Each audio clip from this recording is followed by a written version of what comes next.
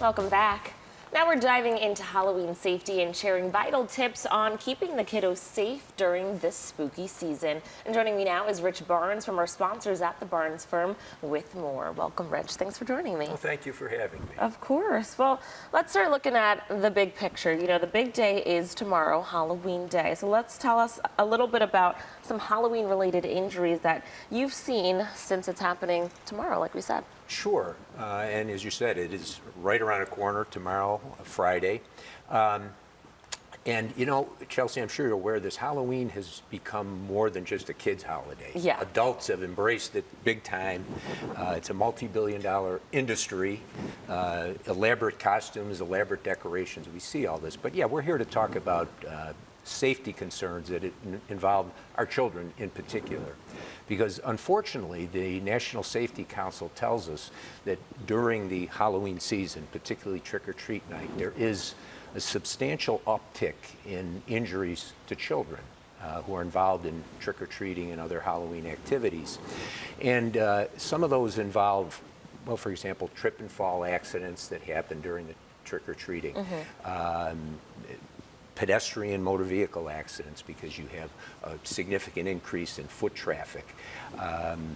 Things like that I think it's important we talk about now and try to make an effort to get those statistics down. That's right, and be conscious about it, right? Right. For parents tuning in, what are some key safety measures to keep in mind to protect their trick-or-treaters?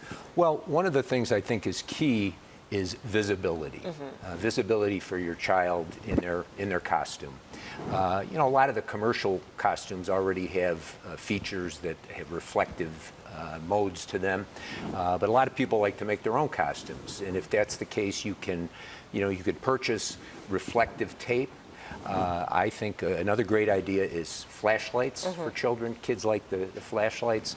Anything to make your child more visible as they're out there, even if under your supervision, because these kids are active, they're running around, they're having fun. We want to be able to see them, particularly drivers. Even putting glow sticks around them, right? And those are kind of fun. It could be part of the costume. Absolutely. Anything, as I said, to make your child stand out. Right. So we know where he or she is.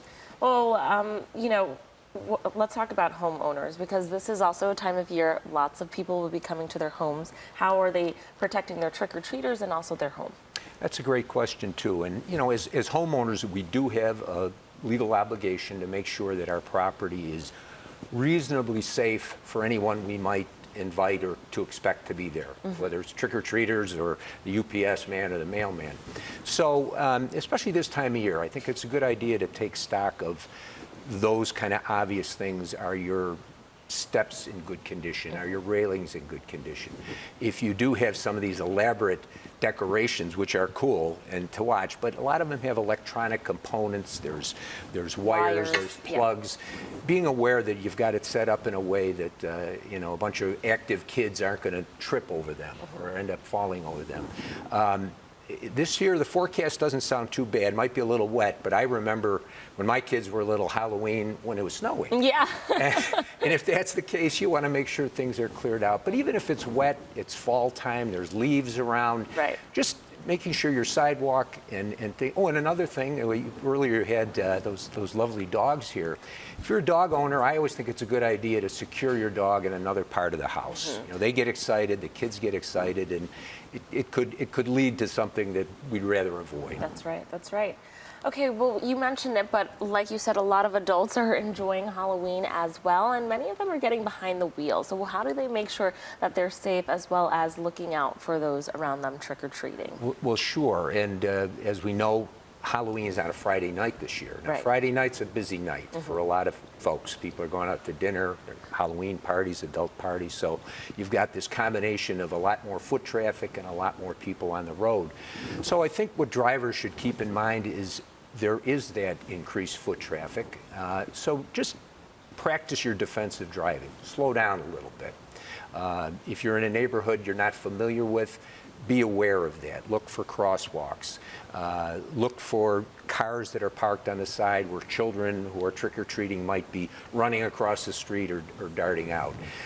Just putting on a little extra safety hat, if you will. And again, if it is an adult party where there's adult beverages, keep in mind the value in ride sharing or somebody else to drive the car. That's right, for the that drinking. designated driver. Designated driver, right. And daylight saving is coming up, so why does that matter for driving safety during this time of year? Well, yeah, it's coming up, and it's that time of year that a lot of people don't like, but it's with us. And what a lot of people don't like is the fact that it's darker in the morning hours when we're driving, and it's darker in the evening hours when we're driving as well. So what some of the experts tell us is sometimes you might think about adjusting your sleep patterns before, because what we're trying to avoid is what I call drowsy driving, Right. where you're fatigued. And it's more difficult if your sleep pattern is off. It's more difficult when it's dark. So again, just refreshing yourself as a driver on the safety concerns that you have, slowing down, being aware of where intersections are that are controlling, being aware that there's still people maybe on bicycles, even though it's colder now and dark, and just kind of upping our game as safe, careful drivers. That's right. We're the city of good neighbors, so take your time driving through those neighborhoods and care about the kids and people on those streets, right? Absolutely, All righty, absolutely. Rich. Thank you so much for coming in, giving us great tips. We hope you have a safe and fun Halloween, but we want you to be safe. And if you or someone you know has been in an accident and needs help, call our sponsors at the Barnes Firm at 1-800-8-MILLION to speak with an experienced attorney. It could be the best call you make. Thanks again for coming in. Yeah, thank you.